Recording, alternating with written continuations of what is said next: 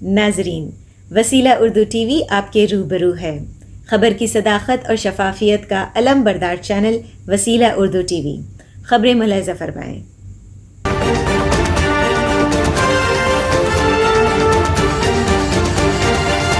طالبان کے وزیر کا انکشاف، افغانستان میں نابالغ خواتین سمیت 50 لاکھ سے زیادہ نشے کے عادی ہیں۔ انٹرنیشنل ریسکیو کمیٹی IRC کے وفد سے ملاقات میں نائب وزیر اعظم عبدالسلام حنفی نے افغانستان میں منشیات کے حوالے سے چونکا دینے والا انکشاف کیا ہے۔ حنفی نے اجلاس کو بتایا کہ افغانستان میں منشیات کے عادی افراد کی تعداد 50 لاکھ ہے، جن میں 10 لاکھ سے زائد نابالغ اور خواتین شامل ہیں۔ اسی دوران امارات اسلامیہ افغانستان EIA کے ترجمان انعام اللہ سمنگانی نے کہا، اگر بین الاقوامی برادری افغان کسانوں کو ان کے اختیارات فراہم کرنے میں مدد کرے تو IEA پورے افغانستان میں منشیات کے خاتمے کے لیے کوشش جاری رکھے گی۔ دریں اثنا افغانستان میں IRC کے سربراہ وکی ایکن نے کہا کہ صحت کی خدمات کو پسماندہ علاقوں تک پہنچانا IRC کی ترجیح ہے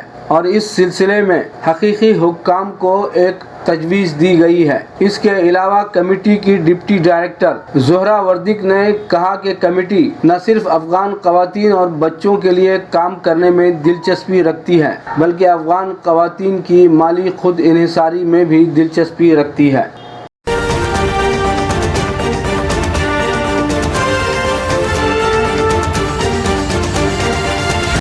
امریکی صدر جو بائیڈن نے خبردار کیا کہ روس یوکرین جنگ میں روس کی جانب سے کیمیائی ہتھیاروں کے استعمال کی قیمت ادا کرنی پڑے گی، لیکن امریکہ یوکرین میں روس سے نہیں لڑے گا کیونکہ ناٹو اور ماسکو کے درمیان براہ راست تصادم تیسری عالمی جنگ کے آغاز کا باعث بنے گا۔ روس کی جانب سے یوکرین کے ڈونیٹسک اور لوہانسک کو آزاد علاقوں کے طور پر تسلیم کرنے کے 3 دن بعد روسی فوج نے 24 فروری کو یوکرین میں فوجی آپریشن شروع کر دیا۔ امریکی صدر جو بائیڈن نے وائٹ ہاؤس میں صحافیوں کو بتایا، ہم یورپ میں اپنے اتحادیوں کے ساتھ کھڑے رہیں گے اور صحیح پیغام دیں گے۔ ہم پوری طاقت کے ساتھ ناٹو کی سرزمین کے ایک ایک انچ کا دفاع کریں گے اور ناٹو کی مدد کریں گے۔ انہوں نے کہا کہ ہم یوکرین میں روس کے خلاف جنگ نہیں لڑیں گے۔ ناٹو اور روس کے درمیان براہ راست تصادم تیسری جنگ عظیم کا باعث بنے گا۔ یہ ایسی چیز ہوگی جسے ہمیں روکنے کی کوشش کرنی چاہیے۔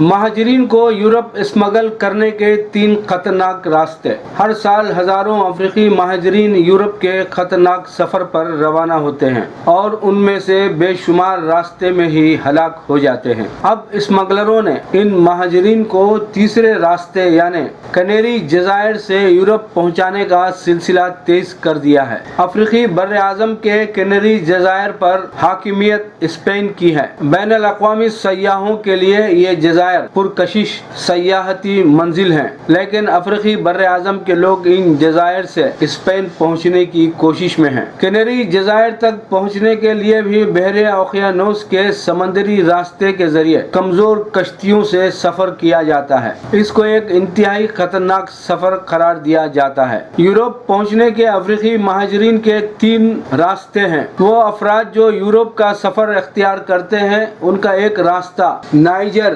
مالی اور الجزائر سے مراکش ہے اور پھر اس ملک سے بحر روم کو عبور کر کے یورپ کی جانب سفر شروع کیا جاتا ہے۔ اس مناسبت سے دوسرا روٹ بحر روم کا ہے۔ اس کے ذریعے پہلے لیبیا پہنچا جاتا ہے اور پھر وہاں سے مالٹا اگلی منزل ہوتی ہے۔ مالٹا سے افریقی مہاجرین ناقص کشتیوں پر سوار ہو کر اطالوی جزائر جیسا کہ لامپیڈوسا یا سسلی کی جانب بڑھتے ہیں۔ اب تیسرا راستہ انسانی اسمگلروں نے کنیری جزائر کا استعمال کرنا شروع کر دیا ہے۔ یہ روٹ زیادہ تر مغربی افریقی ممالک کے مہاجرین استعمال کرتے ہیں۔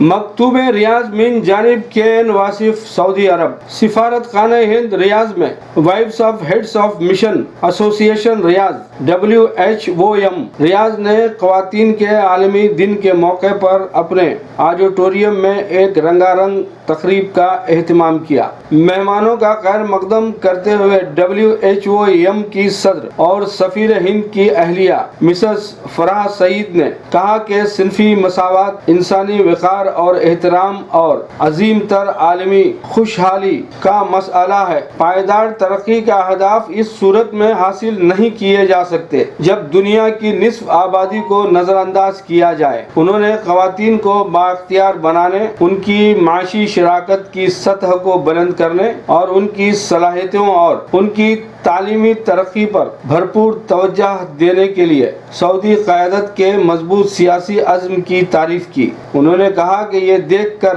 اطمینان ہوتا ہے کہ سعودی خواتین کو اب نائب وزیر، شورا کونسل کے ارکان، سفیر اور ثقافتی نمائندوں کے طور پر تعینات کیا گیا ہے۔ اس موقع پر صنفی مساوات آج ایک پائیدار کل کے لیے کے موضوع پر ایک پینل مذاکرے کا اہتمام بھی کیا گیا، جس کی نظامت مملکت میں اطالوی سفیر کی اہلیہ محترمہ ثانیہ مہانہ نے کی۔ شہزادی ریما رویسان CEO ملحمہ گروپ اور محترمہ منیرہ دوسری سربراہ HSBC شامل تھی۔ نیز ایک رنگا رنگ ثقافتی پروگرام منعقد کیا گیا جس میں مختلف ممالک کے ملبوسات کا شو اور رقص و نغمے کی پیشکش شامل تھی۔ فرانس، بھارت، سری لنکا اور غنی کے فنکاروں کے گیت اور رقص نے حاضرین کو مسحور کر دیا۔ ایک بین الاقوامی آرٹ ایگزیبیشن بھی منعقد کی گئی جس میں مختلف ممالک سے تعلق رکھنے والے فنکاروں نے شرکت کی۔ ایک بین الاقوامی آرٹ ایگزیبیشن بھی منعقد کی گئی جس میں مختلف ممالک سے تعلق رکھنے والے فنکاروں نے شرکت کی۔ ایک بین الاقوامی بازار اور بین الاقوامی کھانوں کی نمائش سب کی مرکز کا توجہ تھی۔ تقریب میں ریاض میں سعودیوں، سفارتکاروں اور عالمی برادری کے ارکان کی بڑی تعداد نے شرکت کی۔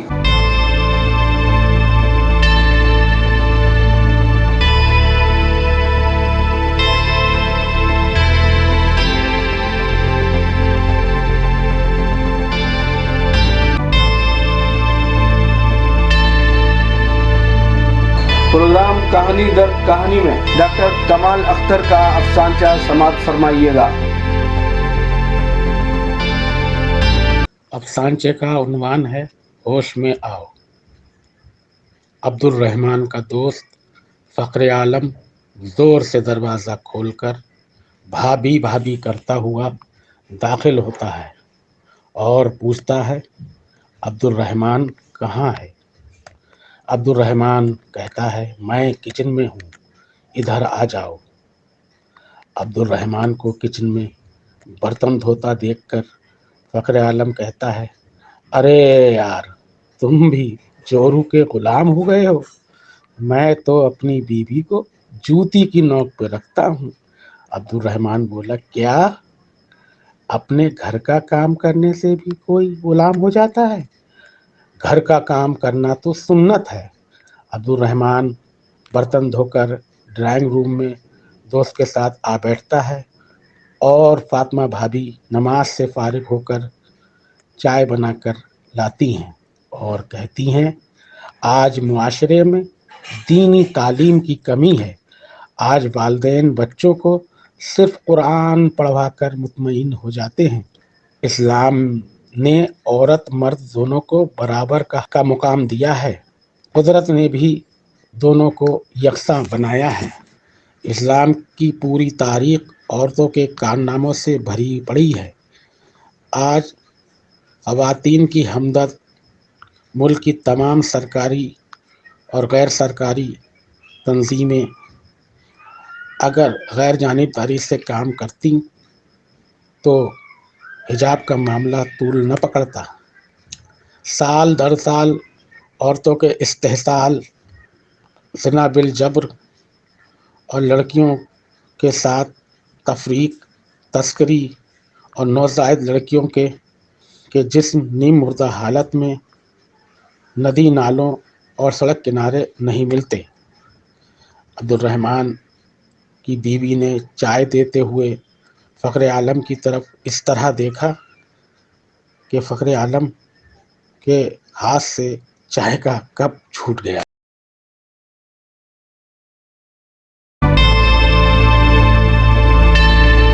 Subscribe to my channel and also press this bell icon so you can get latest video notifications.